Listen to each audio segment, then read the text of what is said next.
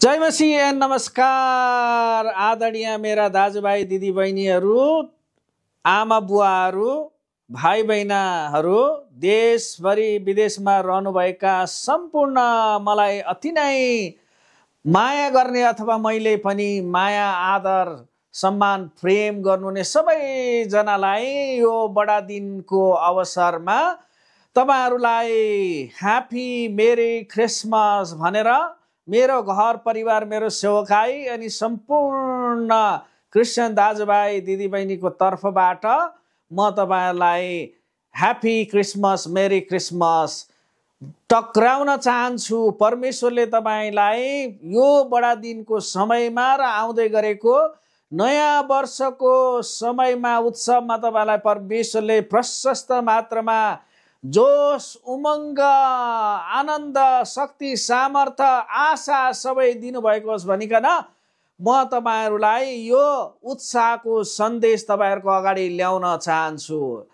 हामीले गएका वर्षभन्दा यो वर्ष फरक प्रकारले यो बडा दिनको क्रिसमसमा उत्सव मनाउने योजना गरेका छौं। सायद तपाईले पनि यस्तै सोच्नु भएको होला, किन भन्दाखेरि प्रत्येक वर्ष क्रिसमस आउँछ अनि हामीले त्यसरी नै मनाउँछौँ, फरक के त भन्ने कुरा नि मनमा लागिराखेको होला। पक्कै पनि यो समय 2025 लाई हामीले बिदाबारी गर्ने समयमा यो समयको बडा दिनको क्रिसमस पक्कै पनि फरक छ। मित्रहरू, देश परिवर्तन भएको छ। मानिसहरू विभिन्न ठाउँमा एक ठाउँबाट अर्को ठाउँमा पुगिसकेका छन्। मानिसहरूले आफ्ना व्यवसायमा, आफ्नो जीवनमा नयाँ नयाँ प्रगति गरेका छन्। आर्थिक उन्नति, विकास भएको छ। देशमा नयाँ कुराहरू आएको छ। नयाँ जोश र उमङ्गले भरिएको बेलामा हामीले पक्कै पनि नयाँ प्रकारले परमेश्वरमा उत्सव मनाउनेछौँ। हामीलाई थाहा छ परमेश्वरको धर्मशास्त्रमा मत्तीको 1 अध्यायमा तपाईले हामीले साँच्चै नै पढ्दै गयौँ भने विशेष गरी 23 पदमा आइसकेपछि, हेर एउटै कन्याले गर्भधारण गर्नेछन् र तिनले एउटा पुत्र जन्माउनेछन् र उहाँको नाउँ इम्मानुएल राखिनेछ, जसको अर्थ हो परमेश्वर हामीसँग। यही सन्देश चाहिँ यशाया 9को 6 पदमा पनि यशाया अगमवक्ताले आजभन्दा धेरै वर्ष अगाडि मानिसहरूलाई प्रभु येशूको जन्मोत्सवको बारेमा अगमबाडी भनिसक्नु भएको थियो। तपाईँ र मैले यशाया 9 अध्यायको 1 देखि 7 सम्मलाई फेरि पनि विचार गर्ने हो भने प्रियहरू, त्यतिखेरको समय जस्तै आजको समयमा पनि मानिसहरू विभिन्न परिस्थितिमा बडा भएर गुज्रिराखेका छन्। हामी पनि भर्खरै जेनजीको आन्दोलन समापन गरेर अहिले नयाँ आशाका साथमा, देशमा नयाँ परिवर्तनका साथमा अगाडि बढ्दैछौँ।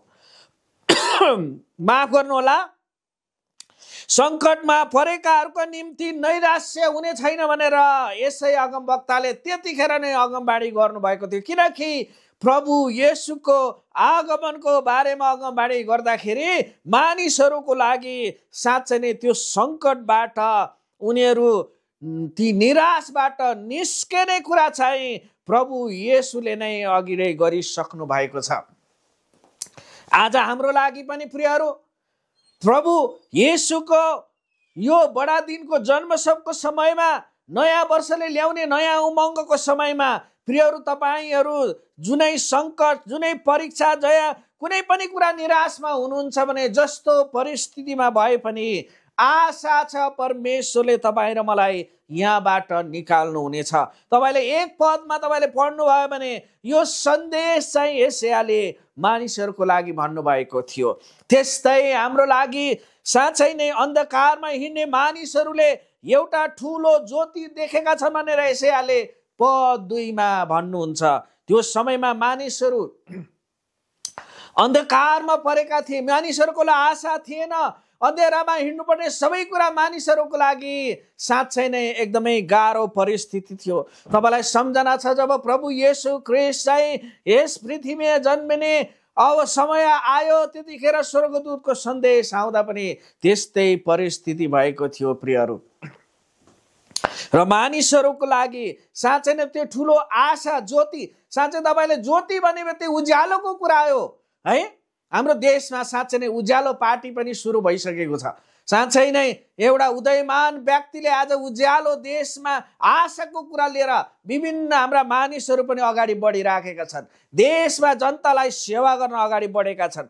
मानिसहरू साँच्चै नै विभिन्न प्रकारले साँच्चै नै बन्धनमा बाँधिएका छन्, अँध्यारोमा छन्। उनीहरू धार्मिक रूपले अँध्यारोमा छन्, उनीहरू अशिक्षाको अँध्यारोमा छन्, भोकमारीमा छन्, गरिबीमा छन्, यी विभिन्न कुराले अँध्यारोमा छन्। उनीहरूलाई साँच्चै नै सही बाटोको खाँचो छ। मानिसलाई डोर्याउनको लागि सही व्यक्तिको खाँचो छ। त्यो समयमा जस्तै आज पनि हामीहरूलाई यो आशाको कुरो छ, यो ज्योति परमेश्वरले भन्नुभएको छ, साँच्चै नै म नै ज्योति हुँ। साँच्चै नै उहाँलाई विश्वास गर्नेले साँच्चै नै जीवनको बाटोमा उज्यालोमा हिँड्न पाउनेछ। यो सन्देश अगमवक्ताले भनेको कुरा। अनि तिनीहरूलाई आनन्द बढिएको छ भनेर भनेको छ। उहाँलाई तिनीहरूले आनन्द बढाइदिनु भएको छ। हे प्रियहरू, यो उत्सवको बेलामा साँच्चै नै यदि तपाईँहरू आनन्द हराउनु भएको छ, तपाईँकोमा आनन्द गुमेको छ, तपाईँ निराश हुनुहुन्छ, सायद हुन सक्छ तपाईँको यतिखेरको रिसेसनको समयमा, आर्थिक मन्दीको बेलामा तपाईँको व्यापार व्यवसाय विभिन्न कुराहरू साँच्चै नै गोलमाल भएका होलान्। तपाईँले जसरी आम्दानी गर्नुपर्ने, जसरी तपाईँको लगानीहरू अगाडि बढेर जानुपर्ने भएको छैन होला, आनन्द गुमाउनु भएको छ। आशा गर्नुहोस् परमेश्वरमा। यो बडा दिनको समयमा तपाईँले उहाँमाथि आशा गरेर भरोसा गरेर तपाईँको आनन्द पनि बढ्नेछ। तपाईँमा आशा पाउनुहुनेछ, तपाईँले बाटो पाउनुहुनेछ, तपाईँले साँच्चै नै माध्यमहरू देख्नुहुनेछ।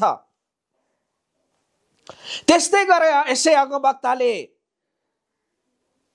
उनीहरूले त्यो समयमा उनीहरूको बोझाको जुवा र त्यसको काँधको नोललाई चकनाचुर पारिदिनु भयो भनेर लेखिएको छ। हेर्नु, आजको समयमा मानिसहरू साँच्चै नै विभिन्न बोझले दबिएका छन्, लादिएका छन्, बोकाइएको छ। मानिसहरूमा साँच्चै नै कतिजना चाहिँ यस्तो पापको बोझ छ, यस्ता धर्म कर्मका कुराको बोझ छ। मानिसहरू रीतिथितिले बाँधिएका छन्, थिचिएका छन्, उनीहरू उठ्नै नसकिने भएको छ। बडा दिनको समयमा येशू ख्रीष्टलाई हेरेर विश्वास गर्नेहरूको लागि ती सबै कुरा चकनाचुर हुनेछ। प्रियहरू, आशा गर्नुहोस्, भरोसा गर्नुहोस्। उहाँको अचम्मका सल्लाहकार शक्तिशाली परमेश्वर, अनन्तका पिता, शान्तिका राजकुमार को जन्मको समयमा उहाँ यसै अगमवक्ताको घोषणा छ। आज नेपाल देशमा साँच्चै नै हामीहरूलाई सही सल्लाहकार दिने, है अचम्म धेरै सल्लाहकार दिने मानिसहरू, तर उहाँ त अचम्मको सल्लाहकार हुनुहुन्छ। शक्तिशाली परमेश्वर, शक्ति र सामर्थ्यले भरिएको परमेश्वर, उहाँमा भरोसा गर्नुहोस्। के तपाईँ बिरामी हुनुहुन्छ? तपाईँमा परमेश्वरको चमत्कार शक्ति तपाईँको जीवनमा देखोस् भने चाहनुहुन्छ? तपाईँको घर परिवारमा, गाउँ टोल छिमेकमा देखेको चाहनुहुन्छ? देशमा देखेको चाहनुहुन्छ? आशा गर्नुहोस्।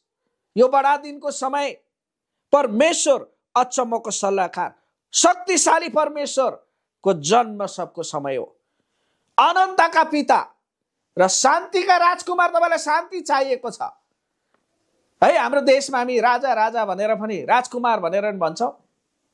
परमेश्वर राजाहरूका राजा, प्रभुहरूका प्रभु, हाम्रो राजकुमारको जन्म सबको समय छ। बडा दिनको समय छ, उत्सवको समय छ। आशा गर्नुहोस्, भरोसा गर्नुहोस्। उहाँको शासन र शान्तिका वृद्धिको अन्त कहिले हुने छैन। तपाईँले साँच्चै नै यो समय देशमा, राष्ट्रमा सुख चैन, समृद्धि, शासन, शान्तिको कुरा हामीले गरिराखेका छौँ। प्रियहरू, परमेश्वर जो प्रभु येशूको जन्मसम्म साँचो शासन, साँचो शान्तिको वृद्धि चाहिँ यो बडा दिनको समय प्रभु येशूको जन्म सबले ल्याउनेछ। आशा गरौँ, प्रभुमा भरोसा गरौँ, उहाँलाई पछ्याउँ। लुका 2 अध्यायको 1 देखि 20 सम्म तपाईँले त्यो सन्देशलाई तपाईँले हेर्नुभयो भने येशूको जन्म र बालकलाई लुगाले डुँडमा राखिने, किनकि उहाँको लागि पौवामा ठाउँै थिएन। परमेश्वर जो सबै समूहको लागि साधारणभन्दा साधारण, नम्रभन्दा नम्र भएर सबै पेशा समुदायको लागि उहाँ आउनुभएको छ। उहाँले कसैलाई परपक्ष गर्नुहुन्न। स्वर्गीय वैभव त्यागेर उहाँ आउनुभयो, तर उहाँको लागि उहाँलाई चाहिँ लुगाले बेरेर डुँडमा राखिएको थियो। उहाँको लागि पौवामा पनि ठाउँ थिएन। हे प्रियहरू, सबै कुरा मानव जातिको लागि छोडेर आउने परमेश्वरमा हाम्रो लागि पक्कै पनि उहाँमा आशा छ, भरोसा छ। पहिलो सन्देश भेडा गोठालाहरूलाई स्वर्गदूतले सुनाए र उनीहरू अचम्म परे। त्यो ज्योति आउँदा छक्क परे। मानिसहरू कहिलेकाहीँ अँध्यारोमा रमाइराखेका हुन्छन्। राति आगो बालेर गोठालाहरू अँध्यारोमा आराम गरेको बेलामा जब ज्योति चम्क्यो, उनीहरू डराए। मानिसहरूलाई यसरी नै बस्ने, यसरी नै रहने, यसरी नै बिताउने आदत परिसकेको छ। आज पनि हाम्रो देशमा यस्तै छ प्रियहरू। मानिसहरू सबैजना यस्तै आदतमा बसेका छन्। परमेश्वरले सबै पेशा समुदाय, सानो ठुलो कुनै पनि नभनिकन परमेश्वरको सन्देश सबैजनालाई आएको छ। उहाँ प्रभु येशू ख्रीष्ट हुनुहुन्छ भन्ने चिन्ह चाहिँ लुगाले बेरेर डुँडमा सुताएको तिमीहरूले भेटाउने छन् भनेर स्वर्गदूतले भन्नुभयो। जस्तोको त्यस्तै ख्रीष्ट प्रभु चाहिँ त्यसरी नै राखिएको भेटाइए। स्वर्गदूतसँग अर्को स्वर्गीय सेनाको ठुलो दल फेरि देखा पर्यो। परमेश्वरलाई महिमा गर्दै स्तुति गर्दै आयो। उसले भन्यो, सर्वोच्चमा परमेश्वरलाई महिमा र पृथ्वीमा जुन मानिसहरूसँग उहाँ प्रसन्न हुनुहुन्छ तिनीहरूलाई शान्ति भनेर यी सबै स्वर्गदूतहरूले गाउन थाले। प्रियहरू, हाम्रो लागि परमेश्वर यो बडा दिनको समयमा आउनु भएको कुरा चाहिँ मानिसहरूलाई यस पृथ्वीमा प्रसन्न खुसी तुल्याउनलाई हो। तर कुरा यही हो, तर जो मानिसहरू उहाँसँग प्रसन्न हुन्छन्, खुसी हुन्छन्, तिनीहरूको लागि मात्र त्यो शान्ति छ। तर सन्देश चाहिँ सबैजनाको लागि, स्वीकार गर्ने स्वीकार नगर्ने कुरा हाम्रो निर्णयको कुरा छ। तर यो सन्देश सबैजनाको लागि छ प्रियहरू। त्यसपछि स्वर्गदूतहरू गए, गोठालाहरू सल्लाह गरेर बेथलेहममा जाने निर्णय गरेर मरियम र योसेफलाई भेटे र बालकलाई चाहिँ जुडमा सुताइराखेको भेटाए। अनि सबै कुरा गोठालाहरूले बताएका कुरा सुन्नेहरू सबै आश्चर्यचकित भए। गोठालाहरूले सुनेका र देखेका हुनाले परमेश्वरलाई महिमा दिँदै स्तुति गर्दै उनीहरू आफ्नो काममा फर्केका छन्। हे प्रियहरू, अब यत्रो सन्देश तपाईको लागि बडा दिनको समयमा तपाईले विभिन्न माध्यमबाट सुन्नुहुनेछ, टेलिभिजनबाट सुन्नुहुनेछ, पत्र पत्रिकाबाट, मानिसहरूबाट, छिमेकबाट, गाउँबाट मानिसहरू विभिन्न तरिकाले तपाईले सुन्नुहुनेछ। हे प्रियहरू, तपाईको निर्णय के त? के तपाईले आनन्द खोजिरहनु भएको छ, शान्ति खोजिरहनु भएको छ? तपाईलाई यही नै सन्देश छ। परमेश्वरमा यो बडा दिनको समयमा प्रभु येशू जो स्वर्गीय वैभव तागेर यस पृथ्वीमा आउनुभयो, तपाईले उहाँलाई विश्वास गरेर सानो प्रार्थना, उहाँमा भरोसा गरेर प्रार्थना गरेर तपाईलाई पनि परमेश्वरको सन्तान हुने त्यो अधिकार तपाईले नगुमाउनु होला। आनन्द साथ, शान्ति साथ, प्रसन्नता साथ तपाईको हरेक कुरामा, हरेक क्षेत्रमा परमेश्वरको बडा दिनको जन्म सबले खुसी ल्याएको यही शुभकामना देशव्यापी रूपमा देशभन्दा बाहिर रहनुभएका मेरा आमा बुवा, दाजुभाइ, दिदी बहिनी सबैजनालाई यो सन्देश भन्दै मेरो यो दुई शब्द यहाँ राख्न चाहन्छु। जय मसीह, नमस्कार।